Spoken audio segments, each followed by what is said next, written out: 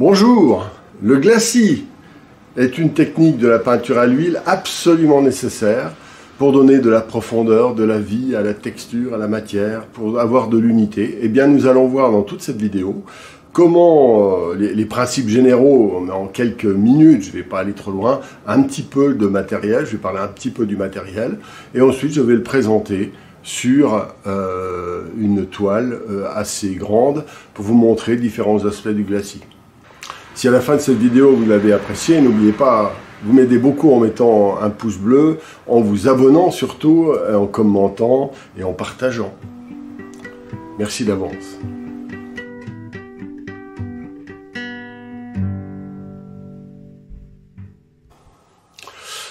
Alors le glacis est une technique d'apport de couleurs par couches successives transparentes qui donne une profondeur un peu comme des miroirs de couleurs colorées.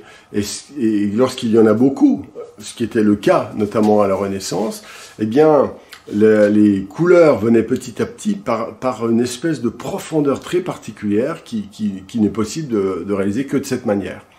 Alors cette technique serait venue des lacs chinoises, avec des systèmes de transparence, donc Marco Polo serait à l'origine. Et les peintres qui ont été les tout premiers à l'utiliser, je crois que c'est Van Eyck, et puis bien sûr c'est par essaimage très rapidement dans toute la sphère hollandaise et puis italienne, ça s'est fortement développé. Voilà. Alors la technique, c'est qu'il y avait des véritables secrets derrière ça, c'est-à-dire les fameux médiums qui permettaient d'utiliser ces peintures et de les positionner étaient l'objet d'un véritable une guerre industrielle. James Bond de l'époque, il y a eu même des films qui ont été faits assez sympas là-dessus, qui montraient bien à quel point c'était important pour des raisons même économiques, bien entendu. Mais je ne suis pas historien, après ces quelques mots d'explication globale, maintenant passons à une explication rapide sur les matériaux utilisés, les médiums, etc.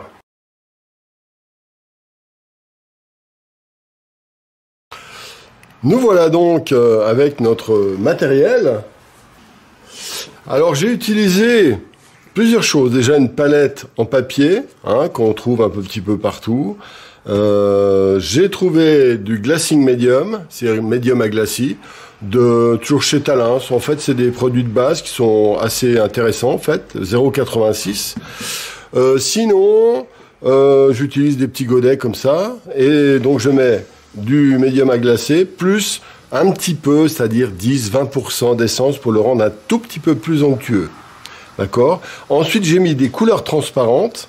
Voilà, un rouge très transparent, un rouge rubis très transparent, un bleu outre-mer très transparent et un violet outre-mer très transparent. Là, j'ai mis deux couleurs opaques, mais qui vont quand même me permettre de vous montrer comment peut fonctionner le glacis. Alors, le principe général, on prend donc du médium. Alors voilà, le médium, si j'en mets trop, mais non, si je mets pas du tout de... Voilà, évidemment, si je mets pas de peinture, ça va faire ça, d'accord? Si je mets très peu de médium et beaucoup de peinture, ça va faire ça. Donc c'est plus un glacis, c'est de la peinture, voilà. Alors que si je prends du médium, il faut trouver le bon dosage, mais ça, je peux pas vous l'expliquer comme ça, en fait. Eh bien, je vais avoir quelque chose comme ça. C'est une couleur transparente qui va se mettre. Voilà. Alors, vous voyez, elle est très peu opaque par rapport à ça. Voilà le principe du glacis, tout simplement. Alors, les glacis, je vais aller assez rapidement. J'ai fait beaucoup d'autres vidéos pour expliquer le principe par ailleurs. Voilà, par exemple, je vais faire avec du mauve. Je vais le mettre à côté. Voilà. Voilà donc ce qui se met sur la couche de peinture quand on fait un glacis sur une toile. Là, c'est du blanc, une toile vierge, mais sur une toile, ça fera la même chose. Mais je vais vous le montrer tout à l'heure, vous verrez. Et puis ensuite, il y a plein de formes de glacis marrants. Par exemple, là, on peut très bien faire une jonction. Alors, on peut faire un dégradé de glacis, tout simplement. Alors là, vous voyez, là, il y en a un peu trop. Il vaut mieux en mettre très peu pour que ça ne fasse... Alors, j'essuie bien, parce que si je mets du bleu ici, ça va l'abîmer. Voilà, comme ça. Voilà, il faut que ce soit bien régulier, cette surface-là, ainsi que l'autre, et on peut les dégrader les unes avec les autres et trouver, voilà.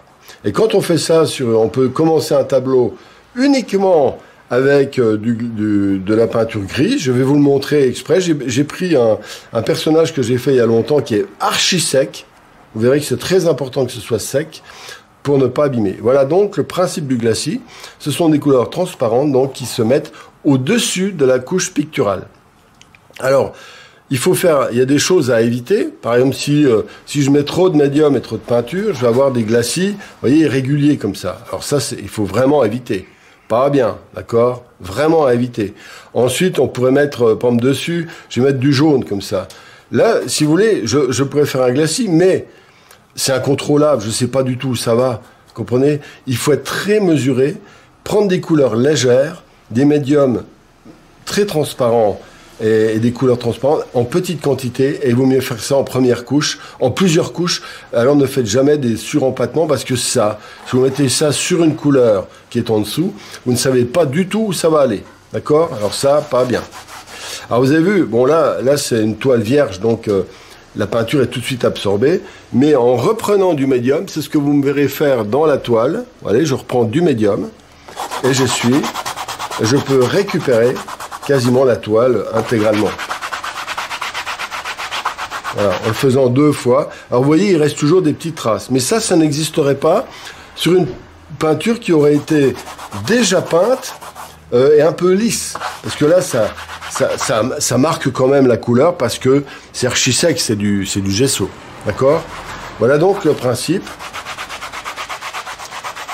Donc, vous voyez ce que j'enlève là? Eh ben, quand je le fais sur une toile, ça s'en va de la même manière. Vous verrez sur l'expérience, l'exercice que je vais vous montrer. Alors maintenant, vous allez voir, il y a la technique du verdaccio, c'est-à-dire les couleurs qui ont le travail qui a été fait à leur naissance, où le travail était dessiné déjà, et il y avait comment dire, on faisait d'abord le travail en noir et blanc, un peu comme ça, quoique là j'aurais pu le faire plus minutieusement, mais c'est pour que vous compreniez le principe. Et puis, on va mettre un glacis. Alors vous allez voir la différence. Là c'est archi sec, ça fait 2-3 ans que c'est fait. J'ai même fait une vidéo avec lui, c'est la technique à l'essuyage. Et donc, je vais faire ce que je viens de vous montrer auparavant, avec mon médium. Je prends un tout petit peu pas trop, hein. Si j'en prends trop, ça va... Vous voyez, si j'en prends trop, je vais exagérer. Regardez, ça devient vraiment lourd. D'accord? Vous voyez, j'efface, tout de suite, ça glisse. Donc, je vais mettre suffisamment de médium. Et si je veux faire ce personnage brun, alors je vais faire la partie basse.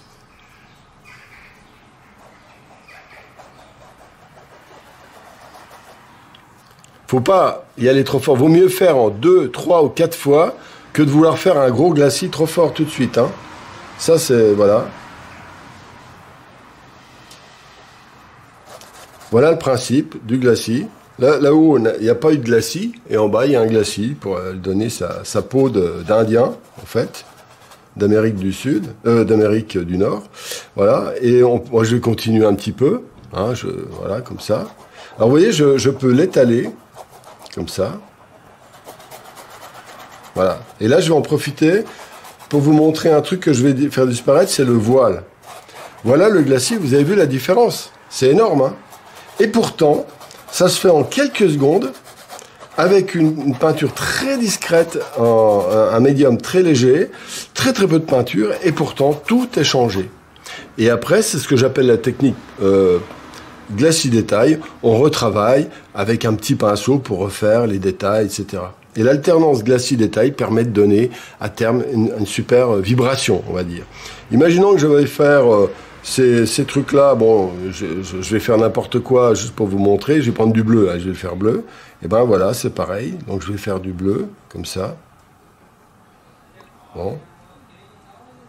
Voilà. Hop. Tout avec il faut donc un pinceau très doux, très tendre, hein, pour faire ça, bien entendu. Voilà le principe. Pour faire... alors si on veut... Voilà, vous voyez, j'en ai mis un peu moins là. Et donc chaque fois, il y a plusieurs niveaux. C'est qu'on enrichit la pâte, la matière, légèrement. on l'enrichit, on lui donne une texture, on varie les couleurs et on l'oriente dans l'objectif de ce qu'on a envie de faire. Alors là, je vais vous faire juste un petit voile pour vous montrer que je vais effacer. Alors je vais prendre là uniquement du blanc, vous allez voir. Donc je prends le médium à glacis et je vais mettre du blanc. Alors là c'est trop blanc, mais vous voyez un voile c'est ça. Alors, je vais l'enlever après. Hein. Et regardez. En fait c'est un glacis avec de la peinture opaque, tout simplement. Mais c'est exactement un glacis. Voilà, ça c'est le voile. Là, c'est le glacis, comme je vous l'ai expliqué au début. Voilà, alors voilà, bah maintenant, vous savez tout. Bon, j'ai fait des formations là-dessus. Je vais faire une formation poussée sur la peinture à l'huile en partant vraiment du début pour aller pour qu'il y ait la globalité de tout ce qu'il faut savoir sur le matériel, la manière de peindre, etc. Hein, avec, c'est quelque chose que je peins depuis, que j'utilise comme technique depuis 1974. Donc j'ai eu le temps de l'expérimenter. Là, par exemple, le voile, je ne l'ai pas enlevé. Alors, vous voyez, je remets du médium, hop, hop, et je redonne un coup de chiffon. Et voilà, le tour est joué, tout est parti. J'ai même enlevé celui qui était là, qui est un peu plus rouge. Voilà, tout simplement. Et ça, vous faites ça 3 ou 4 fois de suite, et vous avez un dosage impeccable. Vous pouvez alterner pour arriver là où juste que vous voulez aller. Et puis, vous pouvez des fois adoucir par un voile, remonter 15 jours après avec un petit glacis, remettre quelques détails, etc., etc. C'est vraiment des outils formidables. On est loin du coloriage d'une surface. Voilà, maintenant, passons à l'expérimentation sur le grand tableau que j'ai fait, qui est une nature morte un petit peu fantastique. Nous allons voir la différence entre le glacis et le voile. Alors, je vais faire d'abord, et je voudrais foncer toute cette zone-là. Alors, je vais faire un glacis de bleu très léger, comme ça. Donc, je vais utiliser toute cette surface-là. Et je vais créer une unité. C'est ce que j'appelle un glacis de travail. Vous avez compris, le glacis de finition, c'est comme un vernis, quoi. Vous en mettez une très fine couche sur tout l'ensemble. Mais je ne peux pas vous montrer tout parce que ça demanderait des heures, évidemment. Mais c'est pour que vous compreniez le principe. Voilà. Alors là, par exemple, ce que je fais, tout ce qui est en dessous continue à exister. Je ne fais que le corriger. Vous voyez, là, j'en ai mis trop. Donc, je l'étale un peu mieux. Et j'en mets très très peu. Alors parfois, il y en a un petit peu plus dans certains endroits. Parfois, je vais l'estomper. Et même parfois, je peux l'éliminer pour les surplus. Donc ce serait irrégulier. Il y a des zones où il y en aura un peu plus, d'autres un peu moins, un peu moins, puis encore un peu moins, puis plus du tout. Voilà. Alors imaginons que je vais rendre cette zone-là un petit peu plus neutre. Alors là, je vais faire l'inverse. Je vais utiliser un voile, donc le fameux voile dont je parlais, avec du médium, toujours pareil, très peu. Il ne faut pas que ce soit une piscine, il faut doser, bien entendu. Là, j'en ai mis beaucoup, exprès, pour vous montrer. Vous voyez, regardez, je fais ça. Et donc, voilà, mon voile va me permettre d'adoucir toute cette zone-là et de la rendre plus neutre. Voilà, c'était... Et bien sûr, ça, il faut l'envisager avant de commencer votre tableau. C'est là où il faut passer du temps, notamment dans la finition, pour savoir ce que vous voulez. Est-ce que c'est trop clair? Moi, ça peut aller. Voilà. Et donc, je vais grignoter cette zone-là. Alors, ça permet d'adoucir des zones. Ah, c'est pas beau, là, ici, vous voyez. Là, le glacis bleu se mélange avec le blanc. Alors, je nettoie bien le pinceau et je frotte pour... Voilà. Donc, en fait, ça fait quelque part un voile entre glacis et voile et qui va neutraliser. Mais c'est pas beau. Donc là, vous savez, c'est aussi un truc important. Quand c'est bien sec en dessous, quand vous faites des glacis, attendez que ce soit bien sec. On peut quasiment récupérer intégralement ce qui est en dessous. Voilà. Donc, il n'y a pas grand risque. Et quand vous le nettoyez, imaginons que ce ne soit pas assez bien nettoyé, vous reprenez du médium et vous le nettoyez. Vous voyez, on récupère complètement. Donc, vous voyez aussi une chose, c'est que le glacis n'engage pas, ne risque rien, en fait. Quasiment rien. D'accord? Voilà. Donc, on fait pareil que... voilà. Et on travaille très légèrement. On ne fait que des légères modifications. On ne s'amuse pas, quand on fait les glacis, à modifier la structure d'un tableau. Ce serait suicidaire, bien entendu. OK? Alors maintenant, on peut le faire sur une petite surface que j'appelle le glacis de travail, sur lequel je vais retravailler avec un petit pinceau pour faire, alors je vais bien sûr pas le faire, ce serait trop long, voilà, voilà, bah, je pourrais reprendre des petits détails, voilà, faire, voilà, tac, tac. Donc c'est ce que j'appelle le glacis détail, qui permet de monter le tableau par petites surfaces, etc. Alors que il peut y avoir d'autres sortes de glacis, par exemple je pourrais très bien ici, sur la guitare, faire un glacis général. C'est-à-dire, je pourrais dire, tiens, je voudrais que ce soit un peu plus, je sais pas moi, un peu plus rouge, par exemple.